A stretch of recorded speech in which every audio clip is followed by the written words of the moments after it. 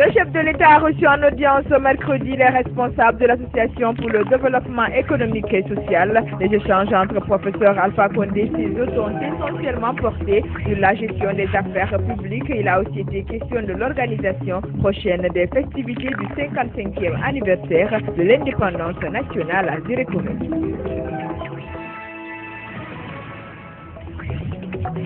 Le taux de chômage s'est accru en Guinée. Il est actuellement à 15,4% selon une enquête spécifique sur l'emploi et le travail décent. Des résultats contenus dans un document qui a été prévalidé jeudi à l'issue de 2 jours de travaux. Le document devrait faciliter une meilleure intervention des autorités et des partenaires sur le marché du travail guinéen.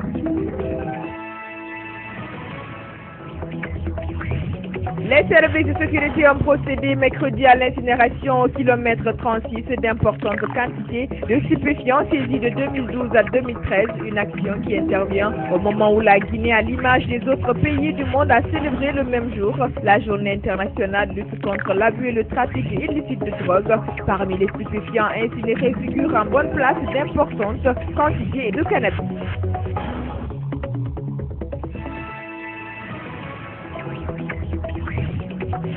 Le directeur régional de la sûreté de Conakry à Matam pour une rencontre de concertation avec les élus locaux. Boubacar Kassi a notamment insisté sur la nécessité de respecter les droits humains lors des interpellations. La démarche s'inscrit dans le cadre d'une tournée de sensibilisation et d'information, tournée qui intervient dans la perspective de la mise en place de la police de proximité.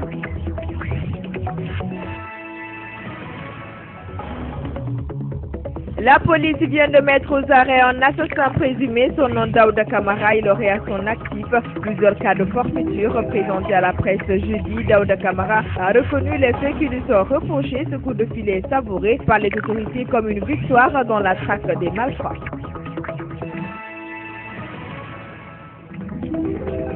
Un inconnu armé a été abattu dans la nuit de mercredi à jeudi par les gendarmes de l'escadron mobile numéro 18 de Kouza. Muni d'une arme de guerre et attaquant des boutiques et magasins de la localité, cet homme aurait trouvé la mort dans un échange de tirs.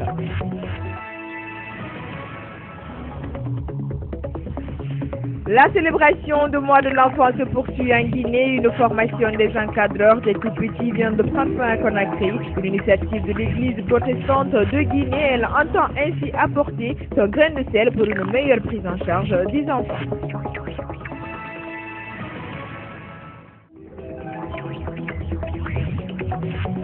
Le championnat national de Ligue 1 se poursuit sur les stades concernés par cette compétition. L'AS Baté Nafati a réussi la bonne opération de la 19e journée en s'imposant sur le score de 3-0 face à l'équipe de la SAG de Tigiri. La rencontre est déroulée mercredi soir au stade annexe du 28 septembre.